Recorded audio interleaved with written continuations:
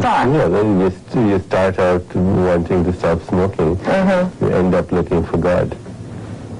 And the desire of helping millions of people around the world. When did you really got this in your mind? I don't think it came suddenly either.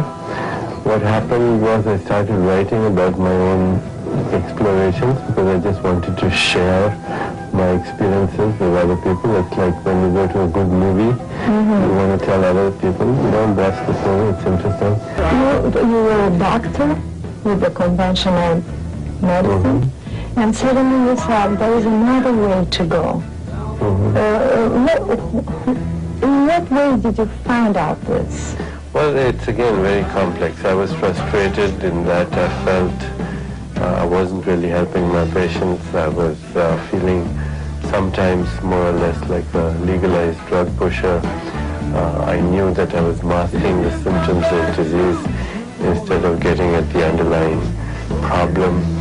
At the same time, I did not know how to inspire and motivate my patients to improve their life. So I was looking, and obviously the place that you look for is your own traditional roots, and I was familiar with Ayurveda in my childhood as well. So I started looking at the rich heritage that comes from India, particularly from the Vedic tradition. At that time, for instance, did you practice meditation? Yes, I practiced. That was one of the first things I did, meditation. And that was because I personally was also having a lot of stress, and I wanted to stop smoking, and I wanted to stop drinking alcohol. I wanted to feel more energy. I wanted to feel healthy so I could talk about health. You know, that's an important thing. If you're going to talk about something, write about something, explore something, you must have personal experiential knowledge of it. Because there are millions of people out there in the same condition, you know, with a very stressful life, and they just, you can't having this kind of life with so much pressure and appointments and everybody over you, and so you say, I'm going to stop and I'm going to do meditation. Can you?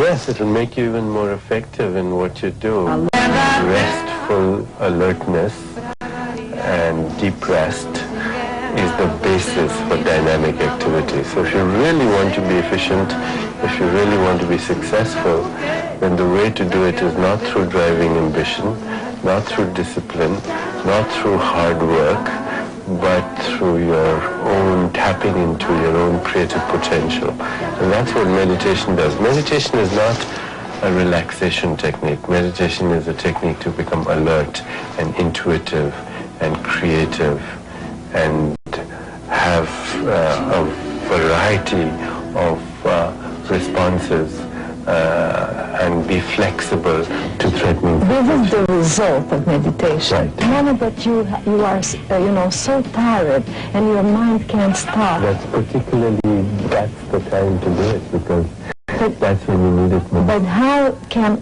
anyone do this change from a full mind? Like anything, it's a learned phenomenon. It's like asking, how can anyone ride a bicycle, or how can anyone read music or learn music? How can anyone learn to dance? It's a learned phenomenon. So it's reachable. Of course it's reachable. Even for the most busy guy in the city now. Busy guy, if he wants to be successful, and if the meaning of success is the progressive realization of your goals, but also to be healthy and happy and fulfilled. And the most busy guys are getting heart attacks and strokes and divorces and drug addictions and alcoholism and broken families. So that's not my definition of success. You say one of these stress problems is insomnia, and you talk about this a lot. How can you really have a restful rest?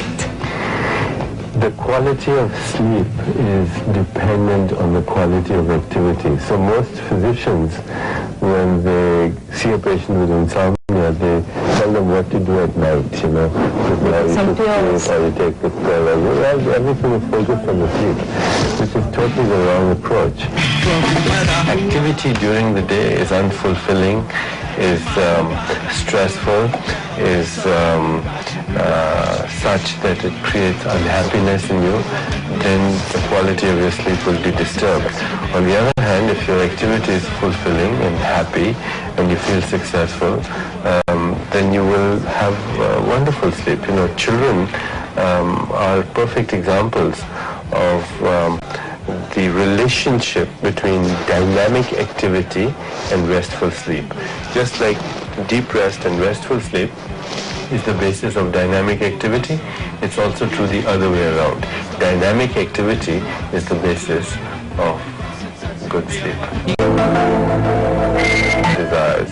We're not going to be able to fulfill other emotional and spiritual desires. You know, when your stomach is full, then you want a good house to live in, and you want to drive a nice automobile, and you want material things. But when you have that, and you find that it's not enough, you want a good relationship, you want to feel happy, and you get that, you find that's not enough.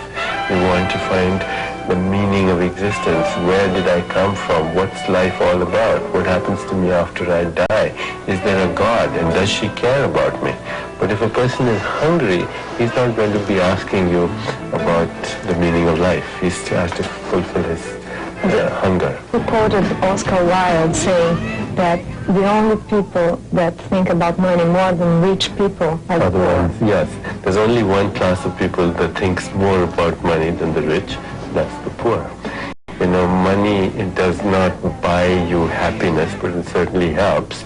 And being poor certainly does not help. Because you defend that the people have to look for first-class living, look for luxury. You defend that idea. I think yes, because if you look at nature, you find that nature is lavish and abundant and luxurious. In every seed there's the promise of thousands of forests. And you know, there's that famous biblical injunction, if you feed a man for one day, you give him a fish. If you teach him how to fish, you feed him forever. So I think people have to learn how to create abundance in their life. What do you believe keeps people from getting what they want? It's lack of knowledge, lack of know-how, lack of understanding of how desire should be manifested. It's a pity that in our schools we teach children about everything. We teach them about mathematics and geography and history and literature, but we don't teach them about themselves. I think the schools of tomorrow will take children and make self-knowledge the most important thing in the world. You know, I ask people, would you live with the first stranger you met on the street? And the answer is no, I would not. And yet most people do live with strangers, and the stranger is themselves. What kind of religion do you have?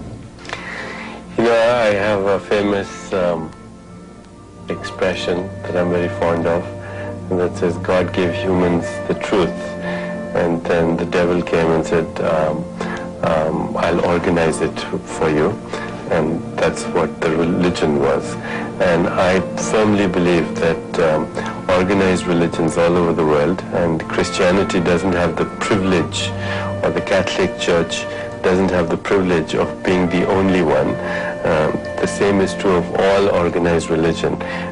They become politicized, and they're about control and manipulation and fear and dogma and ideology and judgment, and therefore take you away, literally, from exploring the realm of divinity.